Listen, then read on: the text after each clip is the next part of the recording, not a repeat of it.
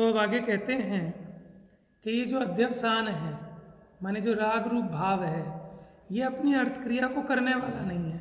आपने तो अध्यवसान किया कि मैं इसको मारूं, लेकिन आपके इस भाव से उसका मरना या नहीं मरना इसका कोई संबंध ही नहीं है।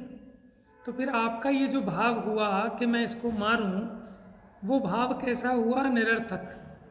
माने उसकी अर्थ क्रिया तो होती नहीं, उसकी कोई प्रयोजनभूत क्रिया नहीं है। इसका मतलब वो विकल्प, वो अध्यवसान कैसे हैं? निरर्थक हैं। देखिए गाथा। दुखिद सुहृदे जीवे करे मि बंधे मितः विमोचे मी जाए सा मूढ़ मदी निरर्थया साहुदे मिच्छा करता दुखी सुखी जीव को अरुबद्ध मुक्त करूं। अरे ये मूढ़ मति तुझ है निरर्थक, इस हिस्से मिथ्या ही है। तो ये जो तेरी मति है ये निरर्थक है, किसी कार्य को करने वाली नहीं है। इसीलिए तेरा ये विकल्प मिथ्या है कि तुम चाहते तो हो कि ये सुधर जाएं, इनका भला हो जाए, लेकिन तेरे इस विकल्प से कुछ भी होने वाला नहीं है। देखो गाथार्थ पेज नंबर 623 पर। हे भाई, मैं जीवों को दुखी सुखी करता हूँ, बंधाता हूँ तथा छुड़ाता हूँ। ऐसी जो ये तेरी मूढ़मति है वह निरर्थक होने से वास्तव में मिथ्या है। मैं पर जीवों को दुखी करता हूँ, सुखी करता हूँ इत्यादि, तथा बंधाता हूँ, छुड़ाता हूँ। ऐसा जो ये अध्यवसान है, माने जीव का रागादि रूप जो भाव है, वो सब पर भाव का पर में व्यापार न होने के कारण, माने कोई किसी अन्य वस्तु का भाव किसी अन्य वस्तु के भाव में कुछ नहीं कर सकता, तो उसको कहते हैं पर भाव का पर में व्यापार न होने के कारण। माने ये जो जीव को रागादि भाव हुआ, इस भाव का उस वस्तु के परिणमन में कुछ भी व्यापार नहीं होता, इसलिए अपनी अर्थ क्रिया करने वाला नहीं है। अर्थ क्रिया का मतलब प्रयोजनभूत क्रिया को नहीं करता। कि आपको विकल्प हुआ कि मुक्ति में चला जाए, ठीक है ना, और आपके इस विकल्प से अगर वो चला जाता हो तब तो आपका विकल्प कहलाएगा कि सभी अर्थ क्रिया को करने वाला है, लेकिन आपके विकल्प से तो वो मुक्ति में नहीं जाता। आपका विकल्प हुआ कि नरक चला जाए, तो आपके विकल्प से उसके नरक जाने का कोई संबंध नहीं है, इसलिए आपका ये विकल्प कैसा है? निरर्थक है, बिना अर्थ क्रिया वाला है, और इसीलिए आपका ये विकल्प मिथ्या है।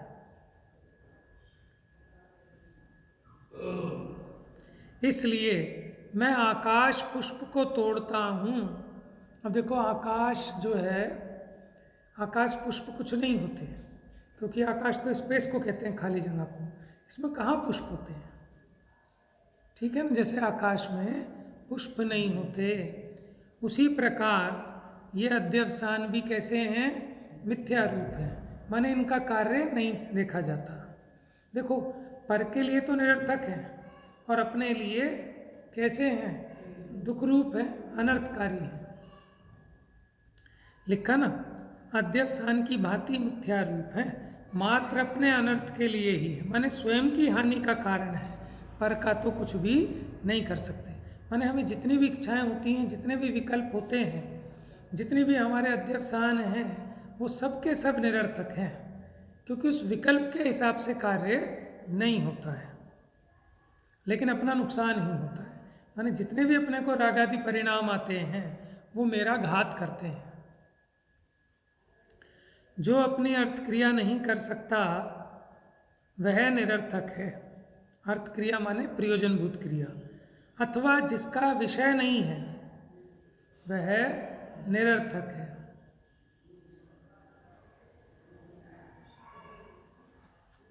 जैसे हमने कहा कि मैं बंध्या के पुत्र के विवाह में जाऊंगा, तो मेरा ये विकल्प निरर्थक है। क्यों? क्योंकि इसका विषय ही नहीं है। ठीक है, जैसे जीव का विकल्प ये है कि आज मैं बढ़िया मिष्ठान खा के सुख हो जाऊंगा, सुखी हो जाऊंगा। ठीक है, तो वो जो मिष्ठान है उसमें सुख नाम का गुण ही नहीं है। तो माने इसका ये जो विकल्प है, ठीक है, इसका विकल्प क्या है कि इसमें सुख है, जबकि उसमें सुख है ही नहीं। तो इसका ये जो मान्यता है, ये जो विकल्प है, वो मिथ्या है। जो अपनी अर्थ क्रिया नहीं कर सकता वह निरर्थक है, अथवा जिसका विषय नहीं है वह निरर्थक है। जीव परजीवों को दुखी सुखी आदि करने की बुद्धि करता है, परंतु परजीव अपने किए दुखी सुखी नहीं होते, इसलिए वह बुद्धि निरर्थक है। और निरर्थक होने से मिथ्या है। क्या है? मिथ्या है। विकल्प आते हैं ना अपने को। अभी मुझे विकल्प आया कि मम्मी फंस ना गई हो लिफ्ट में। ठीक है, अब विकल्प आया, मैंने इधर उधर फ़ोन किया, उसको कहा। ठीक है, इतने उसको कहा, इतने पहले ही वो नीचे वाला पड़ोसी जो है वो हेल्प कर चुका था। तो हमें क्या लगता है कि अगर हम फिक्र नहीं करेंगे, हम विकल्प नहीं करेंगे तो कोई कैसे छूटेगा। हमें लगता है ना कि हम छुड़ाने वाले। तो जब हमारी मान्यता में ये पड़ा है तो हमें वैसे विकल्प उत्पन्न होते हैं। और जब हमें वस्तु के स्वरूप का नियम समझ में आ जाए कि कब किसको फंसना है, कब किसको निकलना है, वो उसकी योग्यता में गर्भित है। और निमित्त देखें तो उसका कर्मोदय है। हाँ, मुझे पता है, मुझे इसीलिए विकल्प आया। मैंने कहा 8:15, 10-20 मिनट ऊपर हो गए, 10 मिनट क्या ही नहीं, फंस गई होगी ज़रूर। तुम्हें पता भी नहीं होगा कि फंस रही आज सुबह से। हाँ, खैर, अब हमें क्या बताना है कि अपना ये जो विकल्प है ये क्यों उत्पन्न होता है। वो विकल्प उत्पन्न इसलिए होता है कि अपनी मान्यता में ये बैठा है कि मैं पर का कुछ भी भला बुरा कर सकता हूँ। और जब अपने को समझ में आ जाए कि वस्तु का स्वतंत्र परिणमन है, किसी वस्तु के परिणमन को किसी की मदद की ज़रूरत नहीं है। हम कितने भी उपक्रम कर लें, माने अगर बंदे को 1 घंटा लगना है, ठीक है ना, हम कितने ही जुगाड़ कर लें उसमें, वो खुलेगी ही नहीं। और निकलना है तो हमें विकल्प करने की ज़रूरत नहीं कि वो 2-4 बार में अपने आप खुल जाए, है ना। इसलिए चिंता भी करना बेकार। जो फंस जाए वो भी चिंता ना करे कि जब निकलना होगा तभी निकलना होगा। कितने ही हाथ पैर मार लें, लेकिन उससे काम होने वाला नहीं। माने सुख शांति का आधार ये सच्चा तत्व ज्ञान ही है। और अगर ये अपनी मान्यता सच्ची नहीं होगी तो ये विकल्प भी नहीं छूट सकते। अब किस किस का विकल्प करें, किस किस की टेंशन लें। वो कहते हैं ना, किस किस को, वो तो ये कहते हैं किस किस की फिक्र करें, किस किस को रोइए, आराम बड़ी चीज़ है, मुंह ढककर सोइए। समझ में आया? भूमिका अनुसार होते नहीं होते हैं, वो अलग बात है, हुए बिना नहीं रहते। लेकिन आप ये बताओ, जो विकल्प होते हैं उस विकल्प से काम होता है कि दुख होता है? ठीक है ना। मैं अच्छा भला स्वाध्याय स्टार्ट कर दिया था, डिस्टर्ब हुआ ना, दुखी हुआ, इसको फ़ोन मिला उसको फ़ोन मिला, स्वाध्याय बीच में रोक के। अच्छा, फिर मेरे करने से नहीं हुआ, मेरे फ़ोन जाने से पहले ही वो मुक्ति हो चुकी थी। समझ में आया? तो फिर विकल्प क्या है? निरर्थक है। लेकिन ये विकल्प होते हैं, क्यों होते हैं? कि अपनी कमजोरी से होते हैं। तो उस कमजोरी को मिटाने की जिम्मेदारी किसकी? कमजोरी मिटानी भी तो है।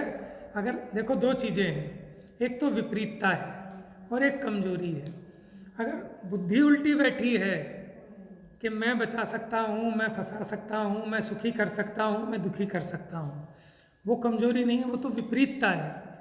और अगर अभिप्राय सही हो गया लेकिन फिर भी जितना राग है उसमें वो विकल्प आता है, तब उसको कमजोरी कहा जाएगा, नहीं तो विपरीतता है। तो पहले तो विपरीतता को छोड़ें और फिर उस कमजोरी को दूर करने के लिए बार बार जो सम्यक ज्ञान है, जो सम्यक विचार है, बुद्धिपूर्वक वो सम्यक विचार करें कि माने प्रत्येक वस्तु का परिणमन स्वतंत्र है, किसी के करने से किसी का भला बुरा नहीं होता। लेकिन मैं भला करूं, मैं बुरा करूं, ये अध्यवसान जीव को बंध का कारण है। पर द्रव्य का कुछ नहीं करता, लेकिन स्वयं दुखी होने का कारण है। मैंने बच्चे को आपने पढ़ाया लिखाया सब कुछ किया और वो यहाँ से अमेरिका चला गया नौकरी करने। अब आप तो झूर रहे हैं हर क्षण क्षण क्षण क्षण, और बच्चा वहाँ मौज कर रहा है। आपके प्राण निकले जा रहे हैं कि बच्चे ने खाना खाया होगा कि नहीं खाया होगा। वो खूब मज़े में खा भी रहा है और फेंक भी रहा है। आप सोच रहे हो पता नहीं उसे नींद आई होगी नहीं आई होगी, वो मस्त है अपने में। तो आपका ये जो परिणाम है, ये जो विकल्प है, इससे कुछ भी होने जाने वाला नहीं है। बच्चा स्कूल के बाद अपना पार्क में मज़े से खेल रहा है, या माँ के प्राण सूखे जा रहे हैं कि हाय मेरे बच्चे को ये ना हो गया, वो ना हो गया, अब कैसे करें, क्या करें। तो ये सारे जीव के जो विकल्प हैं, इसके हिसाब से काम नहीं होता, स्वयं दुखी होता है। टीका देखिए 623 नंबर पेज पर टीका। मैं परजीवों को दुखी करता हूँ, सुखी करता हूँ इत्यादि, तथा बंधाता हूँ, छुड़ाता हूँ इत्यादि, जो ये अध्यवसान है वह सब। अब सुनते हैं ना कि कई लोगों ने बकरीद पे बहुत सारे बकरे खरीदे और उन्हें फिर आज़ाद कर दिया, बचा लिया, मतलब कटने से। तो इसको क्या लगता है, देखो हम बचा सकते हैं। अब जिसके भीतर में मान्यता पड़ी है ना मैं बचा सकता हूँ, तो वो कितना दुखी रहेगा। वो बार बार ये सोचेगा काश मेरे पे और पैसे होते तो मैं इतने सारे इन सबको बचा लेता। फिर इनको ही क्यों, मुर्गों को भी बचाओ, बकरी को भी बचाओ, समझ में आए, गायों को भी बचाओ, इतने बूचड़ खाने, क्या क्या बचाओगे। उस विकल्प में पुण्य का बंध तो होगा, लेकिन दुखी तो हो रहा है ना जीव, कर क्या सकता है। उसी प्रकार उल्टा लगा लेना कि इसका नाश कर दूंगा, उसका नाश कर दूंगा, इसे मजा चखा दूंगा, इससे बदला ले लूंगा। इन सब विकल्पों से काम तो कुछ भी नहीं होता, लेकिन अपनी शांति का नाश होता है।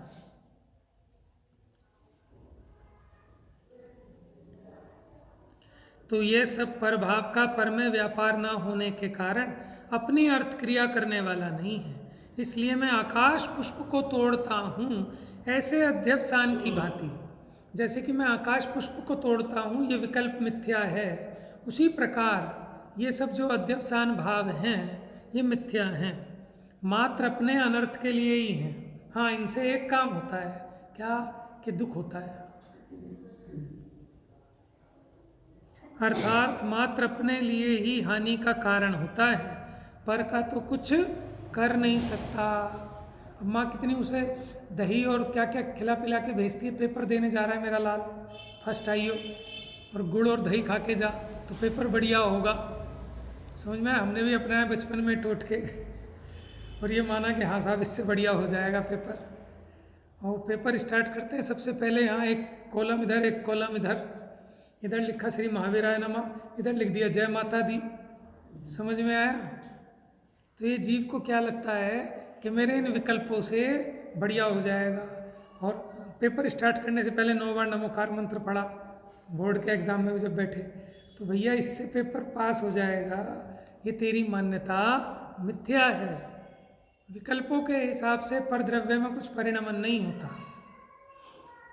समझ में आया। जब तक ये बात समझ में नहीं आएगी, ये जीव का विकल्प मिटने वाला नहीं है। और देखो, जो अपन लोग पढ़ते हैं तो अपने फिर भी थोड़े सीमित हो गए, जिन्हें कुछ पता ही नहीं है, उनके तो दुनिया जहाँ के विकल्प होते हैं, वो इसलिए तो दुनिया भर के टोट के पोट के करते फिरते हैं कि हाय इसकी नज़र न लग जाए, ये ना हो जाए, वो ना हो जाए। माने इतना तीव्र मिथ्यात्व का जोर है। और जो थोड़ा जिनवानी पढ़ते सुनते हैं, उनका इतना तो कम से कम घटा कि वो जहाँ तहाँ सर फोड़ते नहीं फिरते, छोटी छोटी चीज़ के पीछे इतने हैरान परेशान नहीं होते, है ना। अब जितना जितना इसका श्रद्धान बनेगा, जितना जितना ये पुरुषार्थ करेगा, तो मिथ्या मान्यता का अभाव हो जाएगा और ये जीव सुखी हो जाएगा, सुख के मार्ग पर चलने लगेगा। भावार्थ, जो अपनी अर्थ क्रिया नहीं कर सकता वह निरर्थक है, अथवा जिसका विषय नहीं है वह निरर्थक है। जीव पर जीवों को दुखी सुखी आदि करने की बुद्धि करता है, करता तो है, लेकिन उसकी ये बुद्धि कैसी है? निरर्थक है।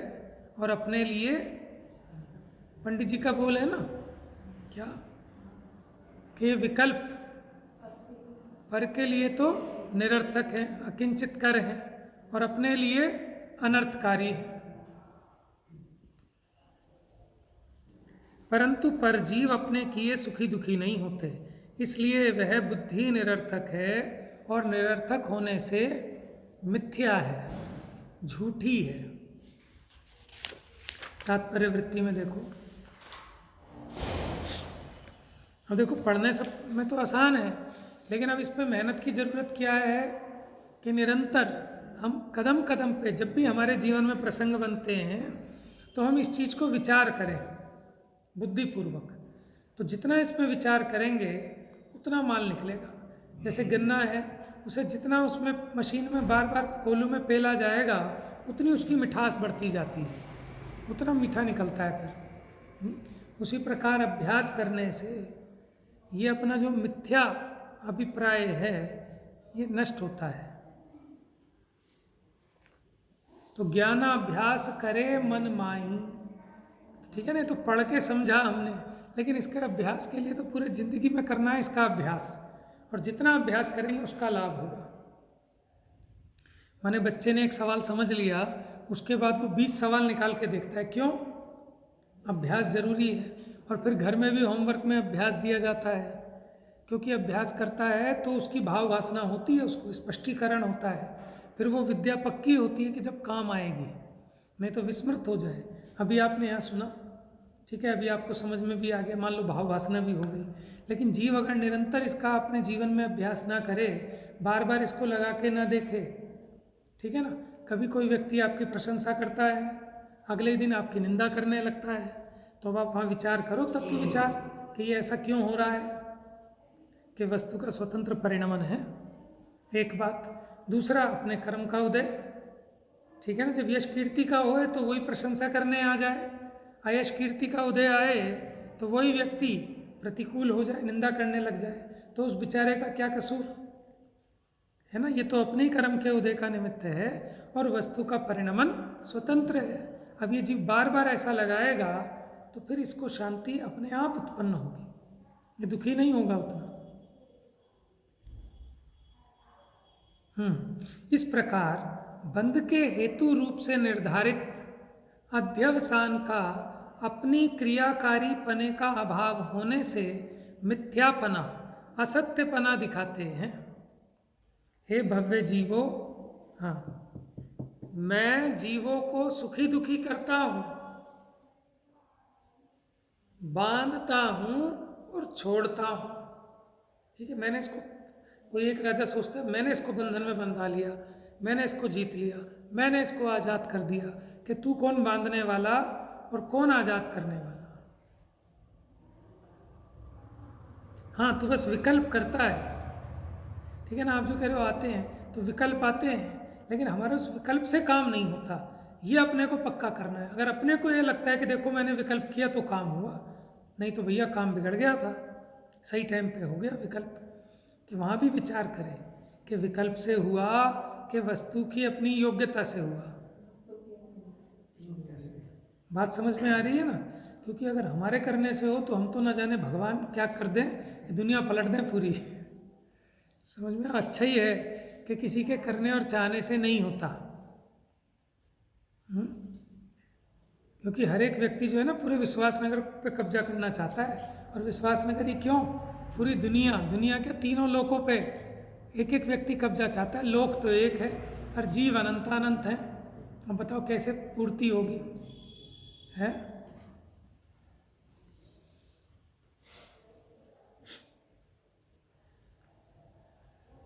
जीवों को मैं सुखी दुखी करता हूँ, बांधता हूँ और छोड़ता हूँ। जो ये तुम्हारी बुद्धि है वह बुद्धि निरर्थक है। तो अब क्या करना कि बुद्धिपूर्वक है सामयिक रूप रहने का अभ्यास करना। सामयिक रूप रहने का अभ्यास क्या होता है कि हम 1 घंटे का समय निकाला, आधे घंटे का समय निकाला, हम उसमें अब कुछ नहीं करेंगे, ना पढ़ेंगे, ना लिखेंगे, ना माला करेंगे, बैठेंगे अपने आप अकेले, और जो विचार आएंगे अब उन विचारों से भेद विज्ञान करेंगे। ठीक है ना, रागी द्वेषी नहीं होंगे। क्या होता है कि कोई भी विकल्प उत्पन्न हुआ तो हम उससे रागी द्वेषी होना चालू हो जाते हैं, लेकिन अब हम वहाँ राग द्वेष रूप परिणमित नहीं होंगे। अब कैसे नहीं होंगे? कि तत्व विचार के बल से। क्या हम, ये विद्या है ना कि हम देखेंगे कि वस्तु का स्वतंत्र परिणमन है, तो जब हम वो विचार करेंगे तो हमें राग द्वेष उत्पन्न नहीं होंगे, वो होगी सामायिक की स्थिति। इसका अभ्यास करना, ठीक है ना। चलते फिरते भी करना, और फिर विशेष आनंद लेना हो तो बुद्धिपूर्वक समय निकालकर एकांत में बैठकर ये जीव वहाँ देखे जो उत्पन्न होते हुए भाव हैं, उन भावों से भी भेद विज्ञान करे, वस्तु स्वरूप का विचार करे, और फिर इसको भासित होता है कि वाकई में बात तो ऐसी ही है। माने अभी तो अपने को बुद्धि के लेवल पे पहले समझ में आती है कि कह तो सही रहे हैं आचार्य देव, लेकिन अभी इसको जितना और घिसेंगे, हैं, ज्ञानाभ्यास करे मन माही, फिर उसके मोह रूपी महात्म रहता ही नहीं। तो ये जो तुम्हारी बुद्धि है वह निरर्थक है। आप लोगों को लगता है कि नहीं लगता है ऐसा कि वाकई में हम पागलपना करते हैं जो कुछ सोच रहे हैं? कुछ भी सोचने की ज़रूरत नहीं है। सोच क्या रहे हैं? माने राग द्वेष कर रहे हैं हम। समझ में है ना? कोई हम जानना बंद नहीं करा रहे, जानना तो चलेगा, लेकिन जो हम रागी द्वेषी होते हैं वो होना निरर्थक है। तो क्या होगा कि धीरे धीरे धीरे धीरे धैर्य बढ़ता जाएगा, सहजता आती जाएगी। समझ में आया ना? तो फिर एक दिन जैसी मुनियों की दशा होती है वैसी दशा हो जाएगी, मुनि बन जाएगा। और फिर मुनि बनकर जहाँ तक पहुँच सकते हैं इस कली काल में उतना पहुँचे, और फिर आगे अभ्यास नेक्स्ट भाव में। माने आपका आनंद बढ़ता जाएगा, आपको समता आती जाएगी, विपरीत प्रसंगों में भी आप दुखी नहीं होंगे। वो पढ़ते हो ना मेरी भावना में, सुख में होकर मगन न फूले, दुख में कभी न घबरावे। देखो आप, ये बहुत बड़ी चीज़ है कि कदाचित ऐसे तो दिख सकते हैं कि दुख आया और झेल गए, दुखी नहीं हुए, सह लिया, लेकिन सुख आया और फूले नहीं, ये बड़ा कठिन तप है। किसको हो सकता है? कि तत्वज्ञानी को सहज में हो सकता है, उसको सुलभ है। अज्ञानी को दुर्लभ है और ज्ञानी को सुलभ है। अज्ञानी तो क्षण में फूल जाता है, क्षण में मुरझा जाता है। समझ में? छोटी छोटी चीज़ों में। इसको कहते हैं कि निरंतर भाव मरण किया करता, दिन रात शुभाशुभ भावों से मेरा व्यापार चला कर। एक और लाइन है ना, यो भाव कर्म या भाव मरण सदियों से करता आया हूं। हर क्षण मर रहा है जीव। क्यों? अपने उन विकल्पों से, राग द्वेष से।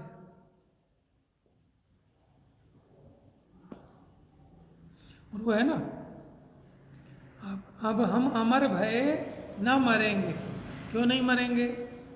कि मरता था अपने मिथ्यात्व के कारण, विपरीत बुद्धि के कारण, रागादि भाव के कारण। अब हम समता रूप रहेंगे तो काहे को मरेंगे?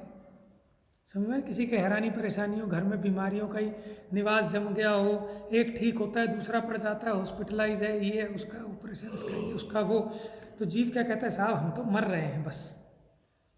कि क्या कोई पूछता है ना समझ, और साहब कैसा चल रहा है, मौज बहार है? कि साहब मर रहे हैं हर क्षण। क्यों? कैसे मर रहे हो?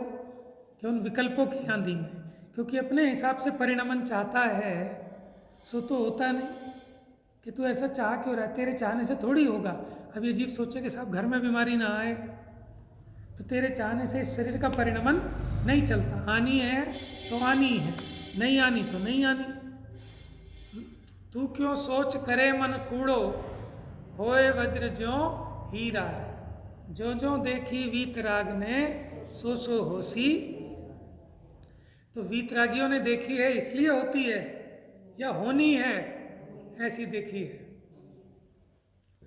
समझ में आया ना? और देखी किसने है?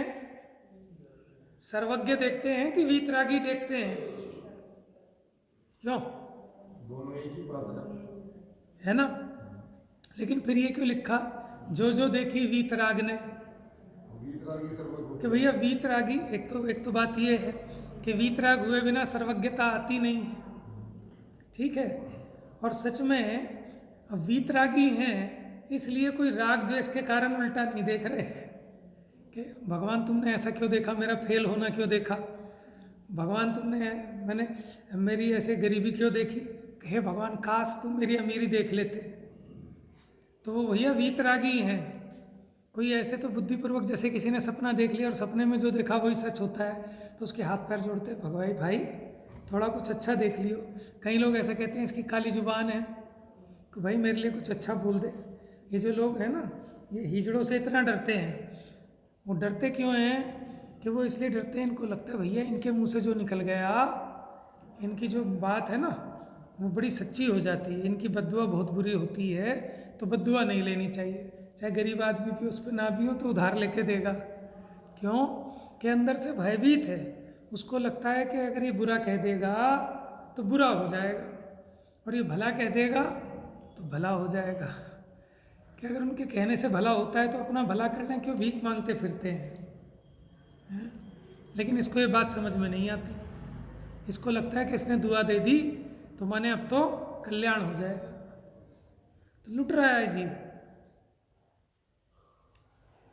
काहे से कि किसी दूसरे से नहीं, अपनी विपरीत बुद्धि से, अपनी मिथ्या मान्यता से, ठीक है।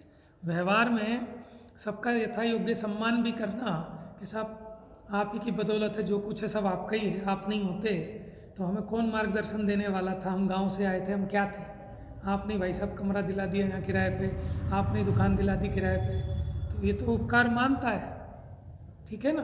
वो व्यवहार तरीके चलता है, लेकिन अंदर में ऐसा भयभीत नहीं होता और ऐसा फूलता भी नहीं है, क्योंकि जानता है कि वस्तु के परिणमन की कैसी व्यवस्था है, तो ठगाया नहीं जाता। तो इसलिए वहाँ कह रहे हैं वीतरागी ने जो देखी, क्योंकि वीतरागी झूठ नहीं बोलेंगे।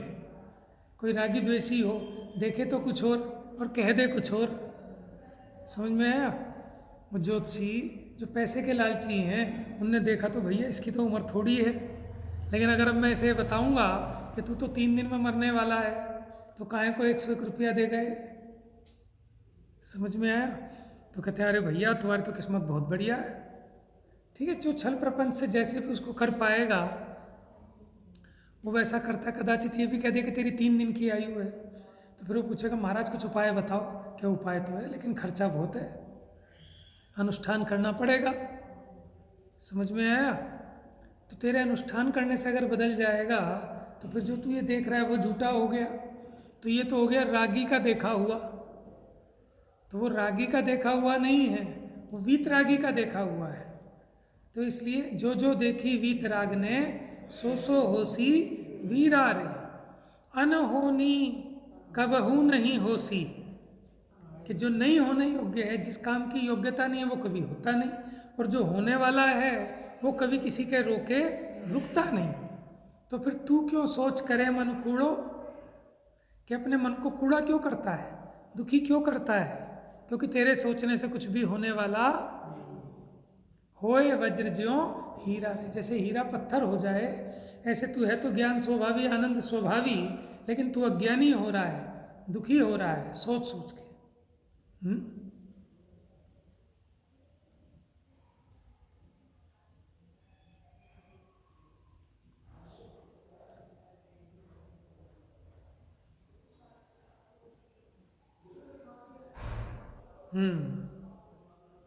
तो बात है लगने की, कि अपने को ये बात जचानी है।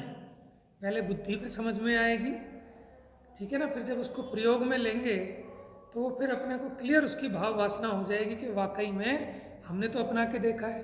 जैसे वो एडवर्टीजमेंट आते हैं ना कि एक बार हमारे कहने से आप ले जाके तो देखो और फिर यूज़ करके देखना, पसंद आए तो रखना, नहीं तो सब्जी वाला भी कहता है भाई साहब ले जाओ, गारंटी का मीठा है, नहीं हो तो वापस दे जाना।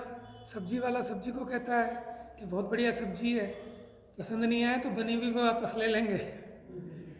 समझ में आया? तो ऐसे ही यहाँ कहते हैं कि तू एक बार प्रयोग तो करके देख हमारे कहने से, ना तेरे सारे दुख मिट जाएं तो हमसे कहना। हम वो ऋण की टिकिया का तो भरोसा करके ले आते हैं कि दुकानदार कह रहा है कि एक बार मेरे कहने से ले जाओ। पहले इस्तेमाल करो फिर विश्वास हाँ, करो। पहले इस्तेमाल करो फिर विश्वास करो। लेकिन भाई साहब थोड़ा सा विश्वास तो पहले होगा तभी तो लेगा। हाँ, अगर जरा भी उसको विश्वास नहीं होगा दुकानदार की बात पर तो वो लेके ही नहीं आएगा। ऐसे ही पहले अगर हमें सर्वज्ञ पर विश्वास नहीं है तो हम उनकी बात सुनेंगे ही नहीं, उसका प्रयोग ही नहीं करेंगे। तो इतना विश्वास तो पहले चाहिए कि अनंत भगवान हैं, ठीक है, वीतरागी हैं, सर्वज्ञ हैं, हितोपदेशी हैं, इनकी बात सच्ची है, इनकी सलाह मानने लायक है। अब उसका प्रयोग करेगा। अब प्रयोग करेगा तो क्या कहा, पहले इस्तेमाल करो फिर विश्वास करो। सच्चा विश्वास तो तभी उत्पन्न होता है फिर इस्तेमाल करने में। जब आपको पता चला कि कपड़ा कैसा चमक गया, तब आपको उसकी सच्ची श्रद्धा होती है कि भाई वाकई में दुकानदार ने सही कहा था। तो पहले क्या आपको झूठ लग रहा था कि नहीं, अगर झूठ लग रहा होता तो आप लेने तो गए थे कुछ और, मानो आप सर्फ एक्सेल लेने गए थे, उसके कहने से निरमा नहीं लाते। आप अगर उसके कहने से निरमा लाए हो तो आपको उस पर कुछ भरोसा था तो आप लाए हो। लेकिन अब आपने यूज़ किया तो अब कैसा भरोसा बना, उसमें अंतर आया कि नहीं आया? अब उससे कोई कितना भी कहे कि भाई सर्फ एक्सेल ले लेंगे, नहीं भाई निरमा ही लूँगा। तो ऐसी पहले सर्वज्ञ के कहने से, माने जिनवाणी के आधार से ये जीव ने इसको समझा, जाना, लिया, फिर अब इसका प्रयोग किया, इस्तेमाल किया तो समझ में आया कि भैया ये तो सारे दुखों को मिटा देने वाला ऐसा चिंतामणि रत्न है। तो अब बताओ, तो भरोसा आएगा कि नहीं आएगा? वैसा भरोसा आएगा कि अब वो कहीं किसी चीज़ के प्रति अब उसकी भावना नहीं रहेगी कि मुझे ये चाहिए, इससे सुखी हो जाऊंगा। प्रॉब्लम ये है कि हम ले भी जाते हैं लेकिन इस्तेमाल ही नहीं करके देखते। वही दुकानदार अब कह रहा है, इसके कहने से ले गए लेकिन इस्तेमाल की नहीं। तो ऐसे हम जिनवाणी ने हमने सुनी तो, लेकिन इसको इस्तेमाल नहीं किया। अब जिसने जितना किया उसको उतना उसका भरोसा आया। तो इस्तेमाल करने का मतलब क्या है? इस्तेमाल करने का मतलब क्या कि जब आप पे आफत आए तब इसको लगा के देखना इन मंत्रों को। तो इन मंत्रों को लगाने पर आपका दुख मिटता है कि नहीं मिटता? समझ में? आप दवाई लाए, वो बाम बेचते फिरते हैं ना बसों में, खाज खुजली और कैसी परेशानी हो, दर्द हो, जुकाम हो, सब में काम आएगा है। माने वो क्या, माने मल्टी स्पेशल हो गया सब। कोई भी दर्द हो, खाज खुजली हो, सब में काम आएगा। अब आप उसे इस्तेमाल करते हैं और आपका रोग मिट जाता है तो आपको कैसा भरोसा आता है उस पर? फिर आप वो ढूंढते फिरते हैं, अरे भैया किस बस में मिलेगा वो, वही वाला बाम चाहिए, ठीक है ना। तो इस्तेमाल करने का मतलब ये है कि इसके आधार से हमारा दुख मिटता है कि नहीं मिटता। अगर एक बार भी हमें इसकी प्रतीति हो गई कि वाकई में ये मंत्र है, इसके आधार से मेरा दुख मिट जाता है, तो वो इसको सच्ची प्रतीति होगी। उसी का नाम सम्यक दर्शन है, उसी का नाम ज्ञानाभ्यास है। तो कहते हैं जो तुम्हारी बुद्धि है वह निरर्थक है, निष्प्रयोजन है, स्पष्ट रूप से अहो उस कारण से मिथ्या है, विपरीत है, असत्य है। कि किस कारण से असत्य है? आपके अध्यवसान होने पर भी आप तो चाहते हैं भाई इसको कैंसर हो गया, इसका कैंसर बेचारे का दूर हो जाए, लेकिन आपके चाहने पर भी अगर उसके साता का उदय ना हो तो होगा क्या? तो फिर आपके चाहने की हैसियत ही क्या है? समझ में आया? आपके अध्यवसान होने पर भी पर जीवों के साता असाता के उदय के अभाव के कारण सुख दुख का अभाव होता है। स्वकीय शुद्ध अशुद्ध अध्यवसान के अभाव से बंध मोक्ष का अभाव होता है। देखो इस लाइन को समझ लो। अध्यवसान होने पर भी पर जीवों के अगर साता के उदय का अभाव है तो उसके सुख का अभाव हो जाएगा। असाता के उदय का अभाव है तो दुख का अभाव हो जाएगा। उसी प्रकार अपने शुद्ध अशुद्ध अध्यवसान के अभाव से, लो भाई सब क्लियर कर दिए यहाँ पे कि अध्यवसान का मतलब हमेशा मिथ्या ही नहीं होगा। इन्होंने लिखा ना शुद्ध अध्यवसान और अशुद्ध अध्यवसान। अशुद्ध अध्यवसान बंध का कारण है और शुद्ध अध्यवसान मोक्ष का कारण है। अब अगर शुद्ध अध्यवसान का अभाव है तो मोक्ष का अभाव है, और अशुद्ध अध्यवसान का अभाव है तो बंध का अभाव है। माने है अपने अध्यवसान से। समझ में आया?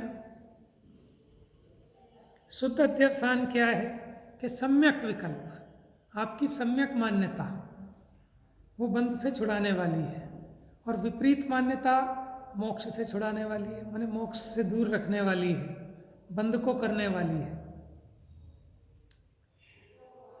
अब ये बात आगे और चलेगी कि अध्यवसान जो हैं ये कैसे हैं, अर्थ क्रिया वाले हैं कि अनर्थ क्रिया वाले हैं? आपको बात समझ में आ रही है? अनर्थ का मतलब क्या होता है? कहते हैं अरे भैया ये तो अनर्थ हो गया। अनर्थ किसे कहते हैं कि जो नहीं होना चाहिए था वो हो गया, उसे कहते हैं अनर्थ। तो मुझे एक बात बताओ, कभी प्रकृति में कि जो नहीं होने लायक हो, क्या कभी ऐसा हो सकता है? हम तो अपनी इच्छा के हिसाब से नापते हैं ना कि मैंने सोचा था कि ऐसा नहीं होना चाहिए लेकिन हो गया। एक 15 साल के जवान लड़के को समझ में कैंसर हो गया तो अपने को लगता है कि ये तो सब अनर्थ हो गया। क्या अनर्थ तुझे लग रहा है ना, क्योंकि तेरी मान्यता ये थी कि कोई 60-70 साल वाले के होए तब तो इसको लगता है कि वो अर्थभूत है, और अगर 15-20 साल वाले के हो जाए तो इसको लगता है अनर्थभूत है। लेकिन जगत में कोई भी काम जो भी हो रहा है वो होने योग्य होता है तो ही होता है। अनहोनी होसी नहीं कबहू, काहे होत अधीरा रे। ठीक है, तो ये कैसे हैं? अध्यवसान अर्थकारी हैं कि अनर्थकारी हैं? अर्थकारी तो होते हैं प्रयोजनभूत,